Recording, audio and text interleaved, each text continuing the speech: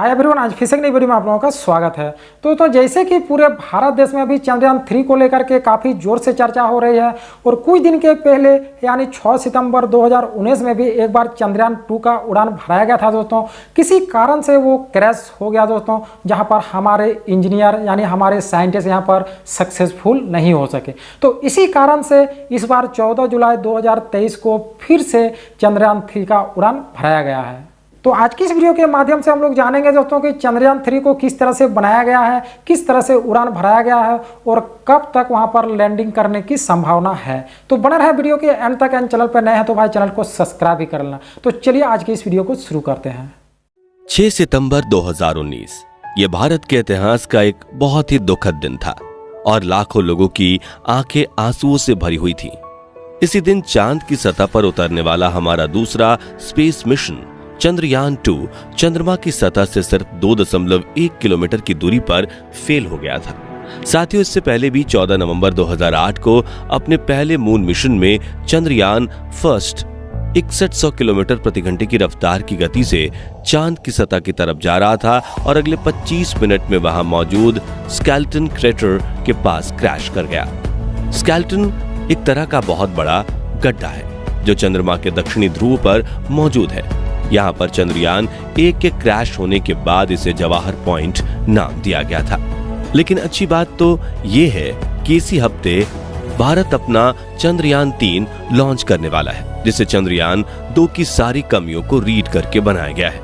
ये पहले से ज्यादा एडवांस्ड और हाई टेक्नोलॉजी से लैस है, जो चांद की उस जगह पर उतरेगा जहां बाकी के देश अपना लैंडर उतारने से घबराते हैं। तो आखिर क्या है ये चंद्रयान 3 मिशन, इसे कौन लीड कर रहा है और भारत के पहले मून मिशन के साथ क्या हुआ था, आइए इसके बारे में डिटेल में जानते हैं। साथियों, 47 दिनों के सफर के बाद चंद्रयान 2 बस कुछ ही पलों में चांद की सतह पर उतरकर इतिहास रचने वाला था। सबकी नजरें इस मिशन पर थी और हर कोई इसके सफल होने की प्रार्थना कर रहा था। लेकिन तभी लैंडर विक्रम का इसरो से कनेक्शन टूट गया और देखते ही देखते हमारा ये मिशन फेल हो गया। लेकिन अब एक बार फिर से भारत चांद को अपनी मुट्ठी में करने जा रहा है और इसके लिए चंद्रयान 3 जल्द ही इतिहास रचकर देश के गौरव को और भी ज्यादा बढ़ाने वाला है। आखिर क्या है ये चंद्रयान 3 मिशन? इसरो ऑफिशियल्स के मुताबिक चंद्रयान 3 मिशन चंद्रयान 2 का ही नेक्स्ट स्टेप है, जो चंद्रमा की सतह पर उतरकर रिसर्च के काम को पूरा करेगा। अब देखने में ये बिल्कुल चंद्रयान 2 जैसा ही है, जिसमें एक लैंडर और एक रोवर मौजूद होगा।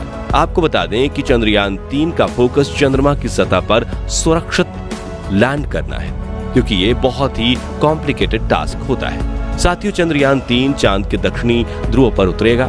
ये ऐसी सतह है जहां पर बड़े बड़े गड्ढे मौजूद हैं। ऐसे में चंद्रयान 3 के लिए समतल सतह ढूंढना काफी मुश्किल हो सकता है, क्योंकि इसमें लैंडर के फिसलने या नष्ट होने का रिस्क रहता है। इस काम को आसान और सफल बनाने के लिए चंद्रयान 3 के लैंडर में कई सारे सेंसर्स लगे हुए हैं, ताकि अगर एक सेंसर काम न करे तब दूसरा इस्तेमाल हो सके। इस मिशन की सफलता के लिए कई तरह की नई डिवाइसेस बनाई गई हैं और एल्गोरिथम को पहले से बेहतर किया गया है। दोस्तों, चंद्रयान 3 मिशन 14 जुलाई को दोपहर 2:35 श्रीहरिकोटा सेंटर से उड़ान भरेगा। अगर सब कुछ प्लान के अकॉर्डिंग हुआ तो 23 या 24 अगस्त को ये चांद की सतह पर उतर जाएगा। इसके साथ ही हमारा भारत अमेरिका, रसिया और चाइना के बाद चंद्रमा पर सॉफ्ट लैंडिंग करने वाला दुनिया का चौथा देश बन जाएगा।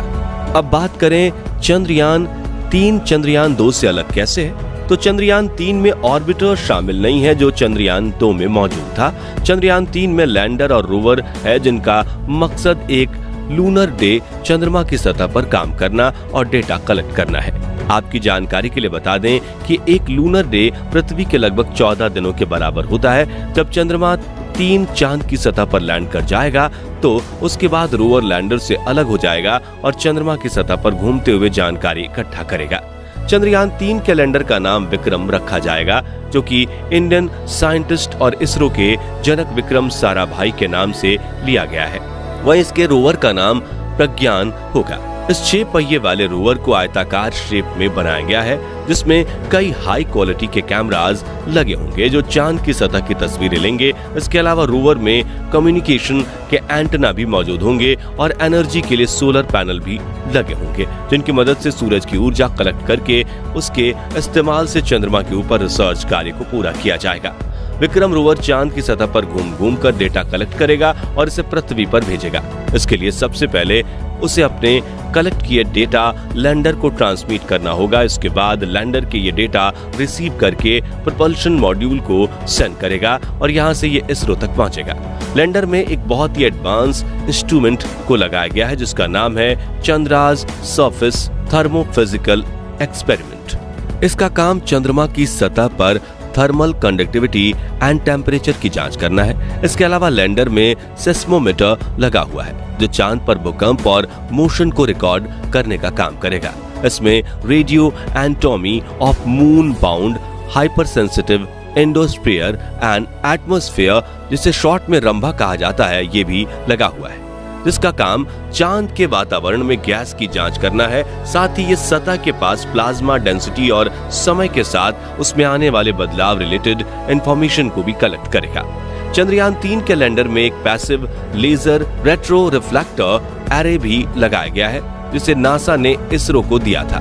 इस इंस्ट्रूमेंट का काम चांद और सूरज के बीच सही दूरी मापना है। लैंडिंग साइट की सतह को जांचने के लिए लैंडर में अल्फा पार्टिकल एक्सरे स्पेक्ट्रोमीटर यानी एपेक्सिस को लगाया गया है ताकि सही जगह पर चंद्रयान 3 की लैंडिंग कराई जा सके।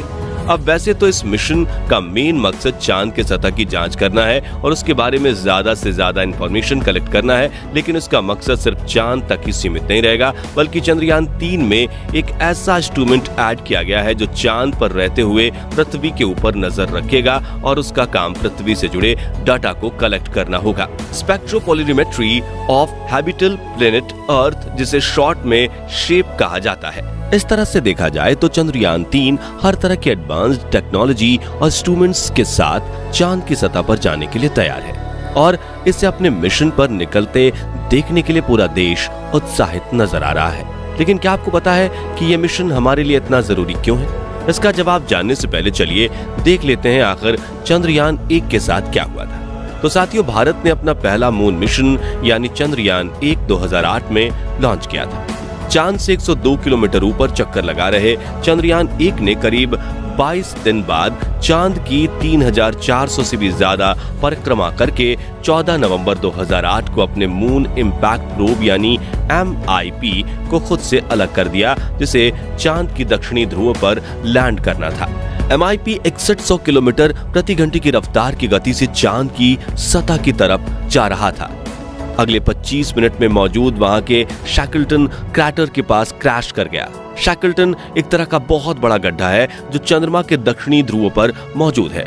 यहाँ पर चंद्रयान 1 के क्रैश होने के बाद इसे जवाहर पॉइंट का नाम दिया गया था। खैर, चांद की सतह से टकराने के बाद MIP पूरी तरह से ध्वस्त हो गया था, लेकिन साइंटिस्ट्स का मानना है कि उसने अपना 95% काम पूरा कर लिया था और गिरते हुए ही ध्वस्त होने से पहले उसने एक बहुत ही जरूरी इंफॉर्मेशन पृथ्वी पर मौजूद इसरो के सेंटर में सेंड की थी। जहां वो गिर रहा था वहां ठोस के रूप में पानी मौजूद था। इसके बाद चंद्रयान 2 ने भी चांद पर अपने पानी के कण की खोज को शुरू करने के लिए अहम किरदार अदा किया। चंद्रयान 2 के फेल होने के 3 महीने बाद नासा की एक सैटेलाइट ने इसके मलबे को ढूंढा और इसकी तस्वीर जारी की थी। इसका लैंडर भले ही चांद पर उतरने में कामयाब नहीं रहा था, लेकिन चंद्रमा और इसके वातावरण के बारे में जानकारियां इकट्ठा कर चुका था। अब देश फिर से चांद पर पहुंचने के मिशन को सफल बनाने जा रहा है, जिस पर पूरी दुनिया की नजर है। इस प्रोजेक्ट को scientist and engineer P. Biru Muthuvel lead कर रहे हैं, जो तमिलनाडु के विलुरपुरम के रहने वाले हैं और उनकी काबिलियत की वजह से उन्हें सेंट्रल गवर्नमेंट डिपार्टमेंट्स में कई बार नौकरी के ऑफर भी मिल चुके हैं, जिसे इन्होंने इसरो में अपनी देश सेवा के लिए ठुकरा दिया था। खैर, ये तो हुई प्रोजेक्ट हेड की बात। अब आते हैं उस सवाल पर कि चंद्रयान 3 मिशन इंडिया के लिए ही नहीं बल्कि पूरी दुनिया के साइंटिफिक कम्युनिटी के लिए इतना इम्पोर्टेंट क्यों है। असल में दोस्तों, इसका रीजन ये है कि चंद्रयान 3 मिशन का लैंडर चांद की उस सतह पर जाएगा जिसके बारे में अब तक कोई खास जानकारी मौजूद नहीं है।